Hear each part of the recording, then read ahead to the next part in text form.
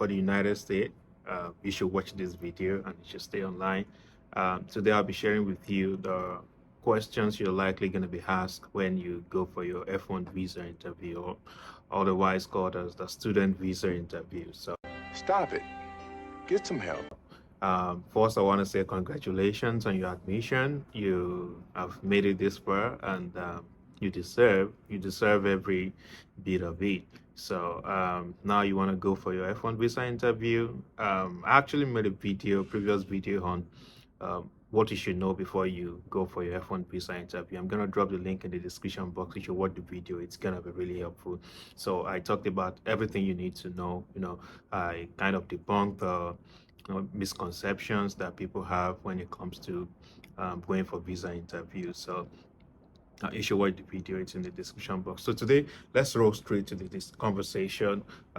What kind of questions are you likely going to be asked? Before we talk about the question you're going to be asked in a F1 visa interview, a student visa interview, as the case may be, you should understand that there's nothing to worry about. I always say it's just a chat, and you're not going there to convince the. Don't go to the mindset of going there to convince the visa officer to give you a visa. You are not going to convince anybody. You're going there to just introduce yourself and answer the few questions they're gonna ask you.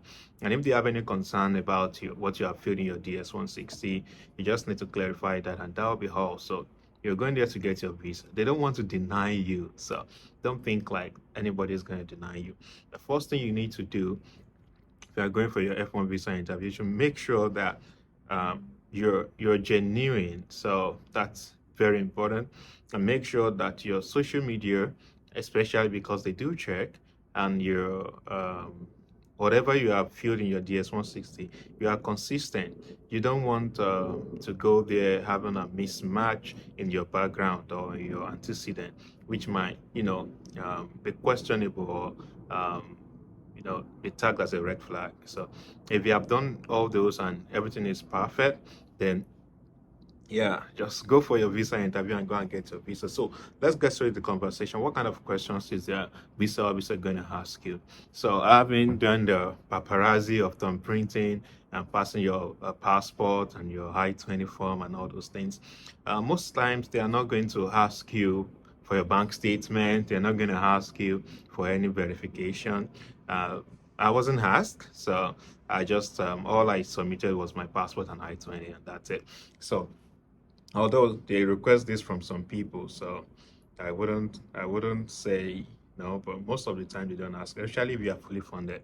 And I've had a lot of people that are partially funded, and there are some people that are self-funded, and the interview was seamless. So just follow the tips. They might ask you, why are you going to this university?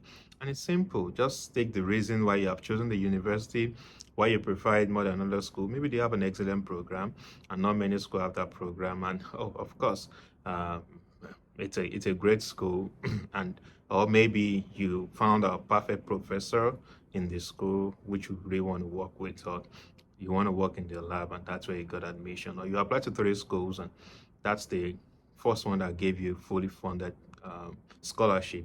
That's why you are choosing the university. That's a pretty good answer to answer that. So another question they might ask you is maybe who is sponsoring you. If you are fully funded, they will not ask you that. But if you're, partially funded or self-funded, they might ask you who is sponsoring you.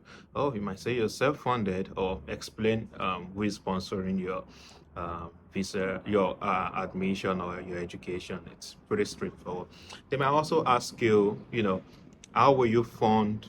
Maybe you have a funding for first year, or you have you know uh, maybe fellowship for first year or first semester or first quarter.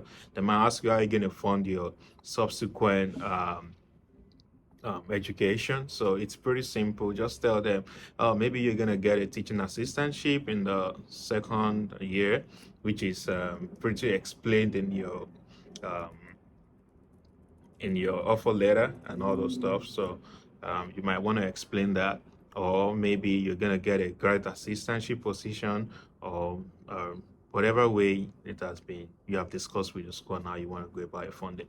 So another question they might ask you is, why not do a master's in your country? Why are you going to the United States to do your master's degree or your PhD degree? And you want to explain that simply, just state a honest reason. Oh, the US has advanced education better than one in my country, or I want to have the experience of international study, or whatever good reasons you have, or maybe the research you want to do does not have funding here, or does not really have um, immediate, impact in your current country, and you don't want to kill your dreams. You want to explore international opportunities, which is really fantastic. So they might ask you the name of the professor you want to work with in your school. You should know that already. And they might ask where you'll be staying in the United States. Of course, you should be able to answer that straightforward. They might also ask you what's your plan after graduation. And it's most people here fret and they always say most things I hear is I'll be coming back to my home country. That's not, they are not telling you not to stay in the United States. They're telling you what's your plan. So it's okay if you want to stay in the United States. For example, I mentioned earlier that you might be doing a research or a work that does not have immediate impact in your home country, which you don't want to waste away. And the United States have immediate use for this research, and you'll think you'll be exploring those opportunities after graduation. That's a reasonable thing to say. They're not going to deny your visa because they think you want to stay in the United States. No, they are not. They're not chasing you away from the United States. They just want to make sure that you know what you're doing, not someone who is lying or hiding something and all the stuff. And if you want to come back to your home country, just state exact reason. Maybe you coming back to take higher position in your workplace, or maybe you're a lecturer and you want to you know it's a big step for you, and it's gonna boost to your academic credentials, which is going to give you a higher position. And just explain that it's pretty simple. Then they might ask you, yeah, I've had people that they ask their GRE score, just simple questions like that, and you might want to just answer that straightforward. And if you did not write a GRE, my school is waiving the GRE and maybe high LTS for me because I have work experience, or because my education is in English language, and which is a pretty good way to answer those questions. What other questions can they ask you? I've had a lot of questions, but these are the basic things they're going to ask you if you are applying for F1 visa. Most other questions that they ask is because maybe they find something questionable in your application, or maybe they maybe Google they search the name of the institution you included and they can't find it, or maybe they search the place of your work experience that you have included in your DS-160 and they can't find the address, or there is a mismatch in the address, or whatever is questionable in your application. They might ask follow-up questions about that, or maybe you didn't answer some questions correctly, or you over answer those questions, and or you under answer them. They might ask follow-up questions just to clarify, and that's basically what they're going to ask you when you're applying for F1 visa. So if you think this video is helpful, hit the subscribe button, hit the like button, and share with someone that it's gonna help. And if you have any questions regarding the F1 visa interview for the United States, just put it in the comment section and I'll be there answering all your questions. So see you around. In this, I also talk about graduate school admissions and how to get scholarship, and the graduate school admission experience. So yeah, subscribe and follow me, and we talk about that more often. See you around, and have a great rest of the day.